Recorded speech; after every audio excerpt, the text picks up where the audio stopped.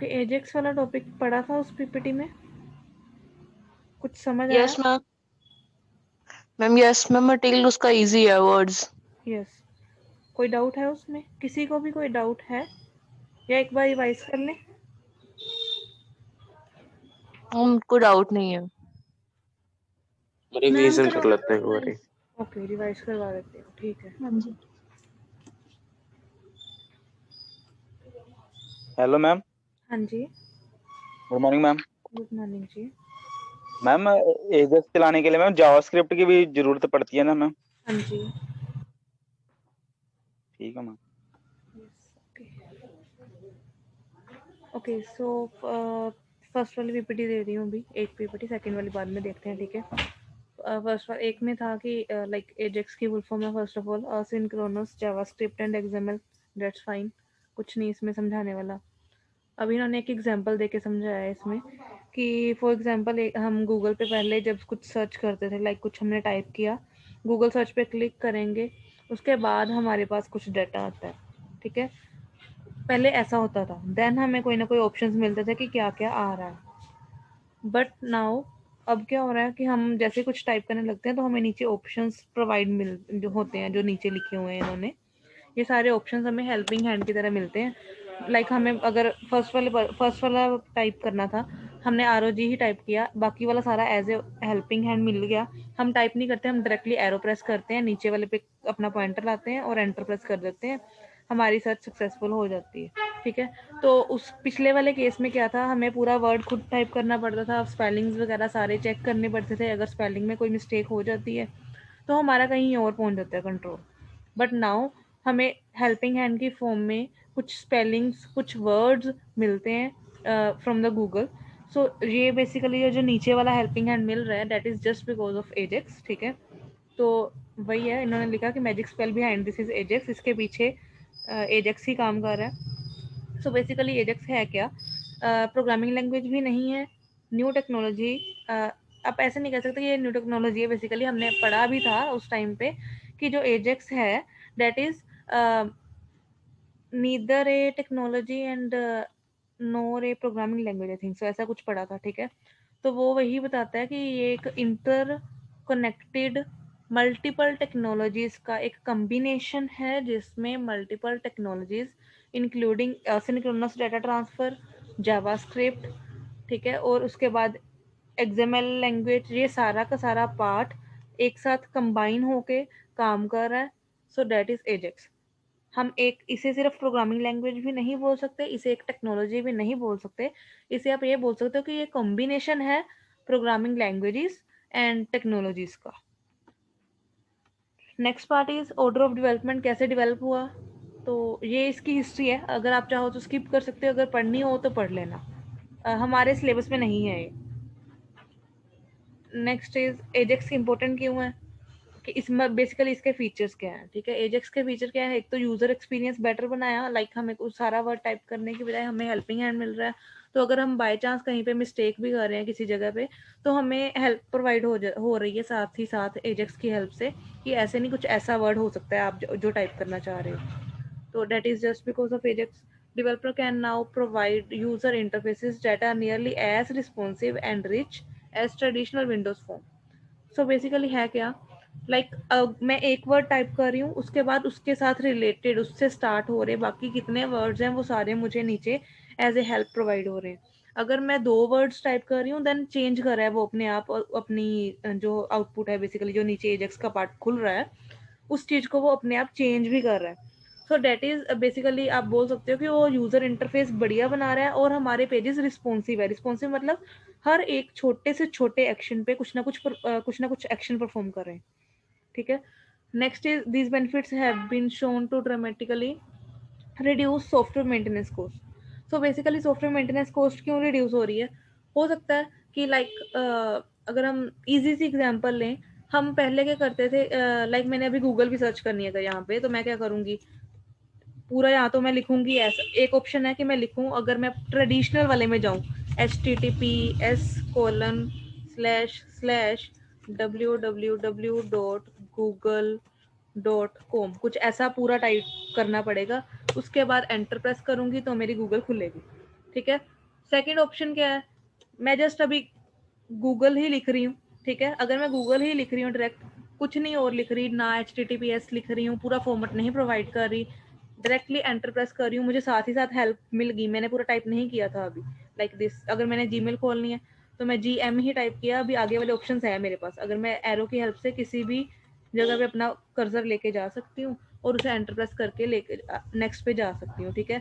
तो that basic feature is just because of this कि हमारी maintenance cost in the sense कि मुझे अपनी सर्च को लाइक मैं बार बार अगर एक ही एक्शन परफॉर्म कर रही हूँ अपने डेटाबेस के साथ, वो बेसिकली उसे पता चल जाएगा कि हाँ इसी टेबल में चेंजेस करने हैं सारे, उसके अकॉर्डिंग करने हैं। अगर बार बार मैं क्वेरी भेज रही हूँ then it will be hectic, that's why maintenance cost हमारी डिक्रीज हो रही है।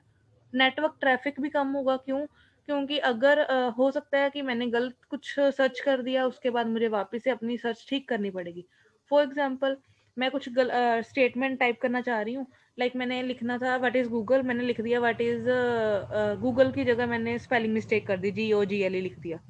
तो उस केस में हमें वो पूछता है कि do you mean what is Google, ऐसे कुछ पूछता है। तो उस केस में हमारा नेटवर्क ट्रैफिक चेंज कम हो रहा है, क्यों? हो सकता है कि GOGLE भी कुछ हो, बट हाँ जेन्युइन सी बात है, most of the users GOOGLE Google को सर्च कर रहे हैं। तो अगर मैं GOGLE वाला ही मुझे रिटर्न मिल जाए, मैं उसी को पढ़ लूँ, फिर मैं सोचूं नहीं ये तो गलत है, फिर से मैं सर्च करूँ, बार बार उसके स्पेलिंग की सर्च करूँ, तो that will be causing the network traffic. बार बार मुझे नेटवर्क के पास डील करना पड़ेगा, सर्वर से डील करना पड़ेगा, फिर सर्वर से कुछ ना कुछ रिस्पॉन्स आएगा, फिर उसके बाद उसे पता चलेगा नहीं ये वाला नहीं, इस जगह पे सर्च करनी है, फिर वो वापस दूसरी जगह पे सर्च करेगा। तो that will be traffic leading to traffic. ये इसका बेनिफिट है कि ये ट्रैफिक को, नेटवर्क ट्रैफिक को कम करता है। इसके कोर कंपोनेंट्स कौन कौन से हैं? एक तो HTML CSS तो आएगी ही आएगी, क्योंकि अगर हम PHP की बात करें चाहे हम करें नॉर्मल जावास्क्रिप्ट की, तो उन दोनों के केसेस में HTML और CSS यूज हो रही है, ठीक है। तो अगर यूजर को कुछ दिखाना है, कुछ काम करे तो कुछ ना कुछ दिखाना भी तो है फ्रंट एंड पे, तो फ्रंट एंड पे HTML और CSS यूज हो रही है, डेट्स वाई ये प्रेजेंटिंग के लिए है। नेक्स्ट है जावास्क्रिप्ट। जावास्क्रिप्ट किस काम के लिए? लोकल प्रोसेसिंग के लिए। मतलब मैंने क्लाइंट साइड पे कुछ एक्शन परफॉर्म करवाने हैं, क्लाइंट साइड पे कुछ सर्चेस परफॉर्म करनी है, then I will use JavaScript. या फिर क्लाइंट साइड पे मैंने वैलिडेशंस लगानी है, that will also leading to JavaScript. अब नेक्स्ट है DOM, डॉक्यूमेंट ऑब्जेक्ट मॉडल। ये है हमारी XML की फाइल को बनाने के लिए या फिर उसे यूज करने के लिए। ये हमने DOM मॉडल हमने ऑलरेडी किया हुआ है, हम जितने भी हमने प्रोग्राम्स बनाए थे XML के स्टार्टिंग में, प्रैक्टिकल्स में भी जो बनाए थे वो सारे डॉक्यूमेंट ऑब्जेक्ट मॉडल पे ही बेस्ड थे। तो that is totally based on DOM, XML के जो भी डॉक्यूमेंट्स हैं। Next is XML HTTP request object. ये वाला ऑब्जेक्ट जो था ये हमें असिंक्रोनस डेटा ट्रांसफर के लिए भी हेल्प करता है। और डेटा ट्रांसफर होना कहाँ पे है? XML डॉक्यूमेंट के साथ होना है, HTTP रिक्वेस्ट की हेल्प से। करना किसके साथ है? जो हमारा HTML और CSS का कोड है, जावास्क्रिप्ट जिसमें यूज हो रही है उसके साथ। मतलब करना क्या है? XML बैकएंड पे है, उसने डील करना है HTML CSS और जावास्क्रिप्ट वाले फ्रंट एंड के साथ, और इन दोनों के बीच में आएगा हमारा HTTP रिक्वेस्ट जो इन दोनों के बीच में कनेक्शन बना रहा है। और वो कनेक्शन कैसा होगा? असिंक्रोनस टाइप का होगा, सिंक्रोनस टाइप का नहीं होगा। मतलब टाइम स्टैम्प के अकॉर्डिंग नहीं चेंजेस होंगे, जैसा ही कोई चेंज होगा उसी टाइम पे वो वहां पे रिफ्लेक्ट बैक करेगा। नेक्स्ट है प्रोसेस साइकिल। इसका कैसे वर्क करता है? प्रोसेस साइकिल जो हमारी बुक में था वो वाला ही पढ़ना। अगर ये वाला समझ आ रहा है देन वेल एंड गुड। वैसे बुक वाले में डायग्राम अच्छे से एक्सप्लेन्ड है, इसमें इन्होंने जस्ट एज ए सिंपल सी एग्जांपल ली है कि एक हमारा पीसी है और एक दूसरा पीसी है, ठीक है। तो इस पीसी में है क्या कि इसमें जावास्क्रिप्ट यूज हो रही है, XML HTTP रिक्वेस्ट भी यूज हो रही है, ठीक है। और इधर वाले में क्या है? XML डॉक्यूमेंट पड़ा है और हमने यूज क्या करनी है? XML। इसकी हेल्प से वो इंटरनेट की हेल्प से इस साइड जा रहा है, डाटा ट्रांसफर होके फिर वापस इधर आएगा। ये चीज इन्होंने बताई है। XHR हमारे सिलेबस में नहीं है, you can skip this part. Next is ready state की कुछ हमने वैल्यूज हमने भी पढ़ी थी, लाइक 0 वैल्यू होती है 1 2 3 एंड 4। रेडी स्टेट है या नहीं, अनइनिशियलाइज मतलब अभी हमारा डॉक्यूमेंट फर्स्ट टाइम भी रन नहीं हुआ। फर्स्ट मतलब स्टेट की वैल्यू इज इक्वल टू 1 होगी, इसका मतलब हमारा डॉक्यूमेंट अभी लोड हो रहा है, लाइक कुछ गोल गोल जो घूम रहा होता है कर्सर, दैट इज लोडिंग वाला part. Next is second part, second value to value, ठीक है, उसमें लोडेड मतलब अभी इस टाइम पे मेरा ये जो अभी मैंने वेबसाइट खोली भी हुई है जो स्लाइड शेयर वाली, ये इस टाइम पे इसकी रेडी स्टेट 2 होगी। क्यों? क्योंकि ये खुल गई हुई है। अब जैसे ही मैं अगला कर्सर अगर प्रेस करूंगी उस टाइम पे इसकी स्टेट 3 हो जाएगी। क्यों? क्योंकि ये इंटरेक्टिव हो रही है, मतलब कुछ ना कुछ यूजर के अकॉर्डिंग कर रही है। लाइक अभी मैं एरो प्रेस करने जा रही हूँ, प्रेस किया, कुछ चेंज हुआ, then it means it is interactive, third में आई थी, फिर रुक गई, स्टेबल होगी, फिर से वह सेकंड वाली में आ गई। अब अगर मैं इसे बंद करना चाहूँ, अगर मैं इस स्लाइड शो को बंद कर दूं, पूरे इस वेब ब्राउजर को, मतलब इस टैब को ही बंद कर दूं, देन इस वेबसाइट की जो रेडी स्टेट होगी that will be 4, that is complete. Status की वैल्यूज नहीं करनी, let's go for some work, ये हमने अपने वाला ही करना है, ये छोड़ देना, इसमें कुछ नहीं करना। और नेक्स्ट पीपीटी जो हमने पढ़ी थी, ये मैंने भेजी थी, आपने नहीं पढ़ी आई डोंट नो, ठीक है। उसमें क्या क्या है, first of all introduction Ajax की हमने ऑलरेडी पढ़ ली। एजेक्स जो है असिंक्रोनस जावास्क्रिप्ट और एक्सएमएल की फॉर्म में है। ग्रुप है inter related web development techniques का।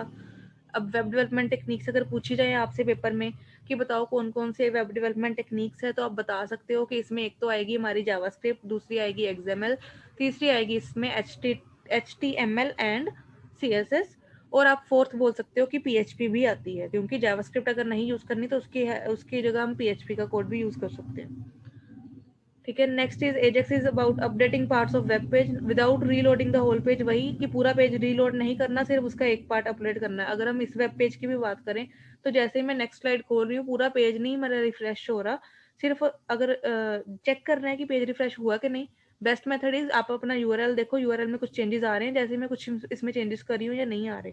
अगर नहीं आ रहे, इट मीन्स सिर्फ हमारा जो हमने जिस काम को परफॉर्म करने के लिए बोला है सिर्फ उतना काम ही रीलोड हो रहा है, सारा का सारा पेज मेरा रीलोड नहीं हो रहा। Next is Ajax uses a combination of HTML and CSS, इन दोनों को यूज करता है किसके लिए? To markup. मार्कअप के लिए मीन्स हमारे कुछ भी फ्रंट एंड के लिए या फिर स्टाइल इन्फॉर्मेशन के लिए, जो भी हमने यूजर को दिखाना है उसके लिए। Next is what is Ajax, वही उसकी इंट्रोडक्शन के साथ आप ये सारा पार्ट भी उसमें लिख सकते हो, साथ में यही ये वाला भी ऐड कर सकते हो कि हाँ ये इसमें स्टैंड अलोन लैंग्वेज नहीं है, एक ही लैंग्वेज नहीं है, इसमें मल्टीपल लैंग्वेज का कॉम्बिनेशन है।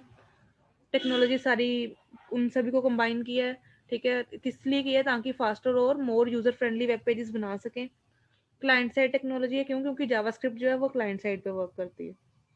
Makes web pages more responsive, कैसे? By exchanging small amount of data, छोटा छोटा डाटा सर्वर के साथ एक्सचेंज करती है और उसके रिगार्डिंग रिजल्ट प्रोवाइड करती है। Then allows the web page to change its content without refreshing the whole page, वही जो हमने पीछे पढ़ा वही चीज़ है। Web browser technology independent of web server software, मतलब हमारा जो वेब ब्राउजर है वो वेब सर्वर सॉफ्टवेयर, मतलब सर्वर के पे डिपेंडेंट ना हो, थोड़ा सा अपने आप में भी काम करे, तो उसके लिए है ये। इसमें कौन कौन सी टेक्नोलॉजीज है पीछे ऑलरेडी पढ़ लिया। नेक्स्ट मूव करते हैं। अगेन सेम एग्जांपल इन्होंने भी ली है, ब्राउजर और सर्वर के बीच में कैसे कनेक्शन बना रही है उसके लिए।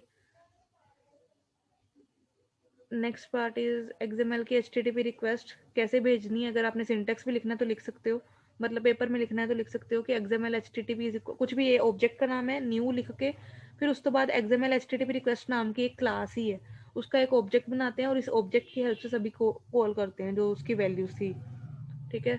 तो उस क्लास में कौन कौन से मेथड्स हैं? ओपन मेथड है, सेंड मेथड है, या फिर कौन कौन सी प्रॉपर्टीज, मतलब कौन कौन से हमारे डाटा मेंबर्स हैं, वेरिएबल्स बोल सकते हो क्लास के, वो है रिस्पॉन्स टेक्स्ट और रिस्पॉन्स XML।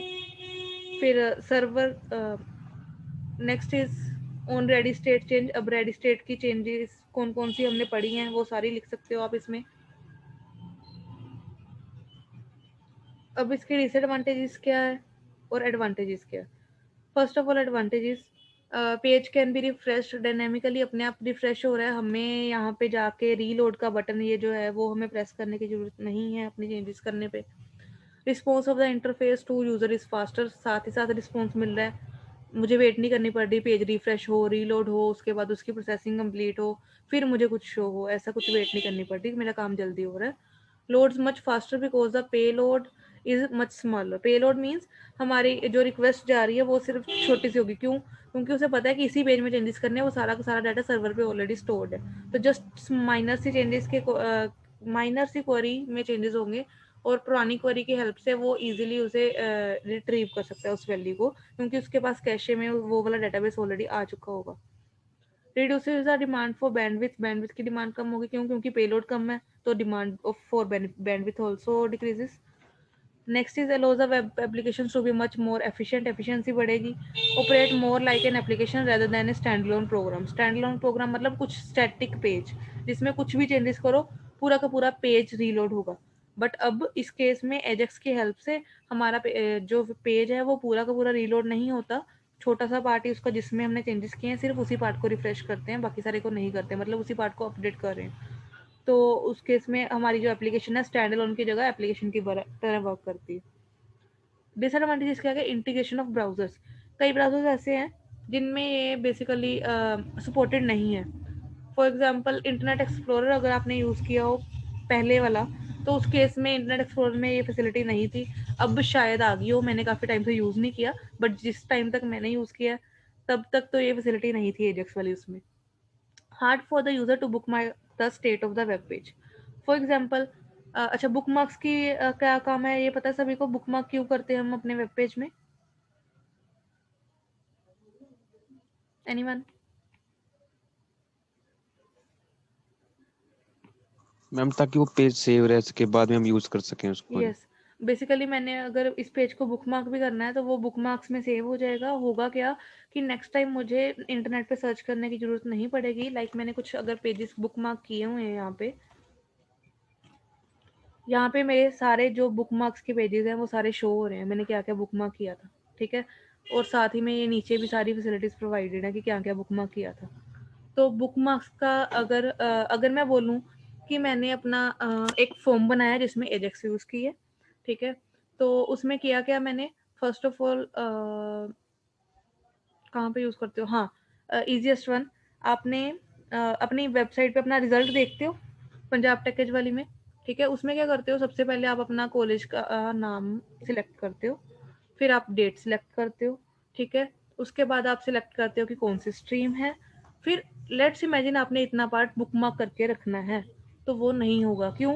क्योंकि वो सारा का सारा पेज जो है वो रिफ्रेश नहीं हो रहा, सिर्फ आपके सिलेक्शन के अकॉर्डिंग वहाँ पे हमारी स्ट्रीम्स चेंज हो रही हैं, डेट्स चेंज हो रही हैं। अगर आप किसी और कॉलेज को सिलेक्ट कर लोगे जिसमें फॉर एग्जांपल आपने सीएससी का रिजल्ट देखना है, आपने लेट्स इमेजिन किसी कॉलेज को सिलेक्ट किया जिसमें सीएससी है ही नहीं, तो आप उसके बाद अगर आप क्लास में बेसिकली आप अपनी स्ट्रीम में चेक करोगे तो आपको सीएससी का ऑप्शन नहीं मिलेगा। So that is basically just because of this कि बुक मार्क्स हम नहीं कर सकते। आप अगर सर्च करना चाहते हो, वापस अपने उसी पेज पे जाना चाहते हो कि हाँ आपने एक बार खोला, आपने उसे बुक मार्क करके रख लिया, फिर से दोबारा अगर आप उस पेज को रीलोड करोगे तो वो आपको फिर से इनिशियल स्टेट पे ही लेके जाएगा, आपको दोबारा से उस चीज़ को सिलेक्ट करना पड़ेगा। ये चीज़ें हम सेव करके ब्राउज़र में नहीं रख सकते। अगर आप इससे भी ईजी वे में समझना चाहो तो ऐसे समझ सकते हो कि जैसे आप अपनी पंजाब टेक एड वाली वेबसाइट पे ही रिजल्ट जब आप ओपन करते हो अपना, तो आपने फॉर एग्जांपल आपने अपना कॉलेज का नाम सिलेक्ट किया मेहरचंद, तो वो वाला पार्ट आपके ब्राउज़र की हिस्ट्री में सेव नहीं होगा। फॉर एग्जांपल उसके बाद आपने सेलेक्ट कर लिया अपना जो भी डेट है पेपर एग्जामिनेशन की, जो जिस दिन रिजल्ट आया था, फिर आपने अपनी स्ट्रीम सिलेक्ट की कौन सी है, फिर उसके बाद अगर आप हिस्ट्री में भी उसके बाद भी अगर आप चेक करके देखो तो आपको शो नहीं होगा कि आपने ये चीज़ें सिलेक्ट की थी, ये चेंजेस अपने परफॉर्म की थी। तो बुक मार्क का फीचर भी हिस्ट्री की तरह ही वर्क करता है। आपने अपनी हिस्ट्री को हमेशा के लिए सेव करके अगर रखना है हिस्ट्री वाले वेब पेज को, तो डेट इज बुक मार्क। आप इजी वे में, अगर आपको नहीं पता तो आप इस वे में समझ सकते हो। ये फैसिलिटी नहीं होगी एजेक्स के केस में। क्यों? क्योंकि वो सेव ही नहीं हो रहा। एग्जाम्पल आपके पास है ऑलरेडी अपनी वेबसाइट पे, आप जब अपना रिजल्ट देखते हो वो वाली, अगर आप चाहो तो वो एग्जाम्पल आप लिख भी सकते हो अपने पेपर में। कंक्लूजन्स यही कि हमारी वेब जो है ये बेसिकली रोबस्ट वेब पेजेस बनाती है, रोबस्ट वेब एप्लीकेशन बनाती है। अगर अच्छे से कोड किया जाए तो हमारा कोड जो है वो बेसिकली फास्टर होगा और सिक्योर भी होगा। और Ajax also allows websites to reduce their overall bandwidth, जो हमने ऑलरेडी पढ़ लिया इसके एडवांटेजेस में कि बैंडविड्थ कम होगी और साथ ही साथ सर्वर का लोड डिक्रीज होगा, तो हमारा काम भी इजी वे में और यूजर फ्रेंडली फॉर्म में होगा। That's all with Ajax. अभी भी किसी स्टूडेंट को डाउट है कोई एजेक्स में तो पूछ सकता है। No, ma'am. No doubt. Okay जी, एनीवन एल्स? देख लो एक बार, अगर डाउट है तो पूछ लो। Hello ma'am. हाँ जी। मैम एक जो गूगल कीबोर्ड होता है उसमें सिचुएशन आते रहते हैं ऊपर, हाँ, वो भी एक तरह से एजेक्स वो का भी ही है एजेक्स एग्जांपल। का ही काम है, राइट। ओके मैम, फिर क्लियर है सब कुछ। ओके। मैम जो एजेक्स है वो गूगल ने ऐड किया है? नहीं, गूगल ने नहीं ऐड किया, ये हर किसी के लिए है। गूगल नहीं है बेसिकली, ये आप बोल सकते हो किसी भी वेबसाइट के कोड में होता है। तो Google is also website, Facebook is also website. अगर आप फेसबुक पे भी कुछ, फॉर एग्जांपल आप फेसबुक के आप फाइंड फ्रेंड्स के ऑप्शन पे गए, आपने कुछ सर्च करना, लाइक आपने सर्च करना था जी कोई कोई भी स्टूडेंट का नाम या फिर किसी भी अपने फ्रेंड का नाम, लेट्स से राजकुमार का ही नाम सर्च करना है। तो आपने राजकुमार ओके। जैसे आप टाइप करे RAJ लिखा, उसके बाद आगे क्या लिख सकते हो वो नीचे आपको हिंट देता है कि आप इसके बाद क्या क्या लिख सकते हो। That is also Ajax. तो वो गूगल ने नहीं किया, फेसबुक अपनी कंपनी है, गूगल अपनी है, ठीक है। तो ऐसे ही आप इंस्टाग्राम पे कुछ अगर किसी की आईडी सर्च करते हो, जैसे आप आईडी टाइप करनी स्टार्ट करते हो, नीचे नीचे आपको सारे उसके हिंट्स मिलते रहते हैं कि कैसी कैसी आईडी इस तरह की है, वो भी एजेक्स है।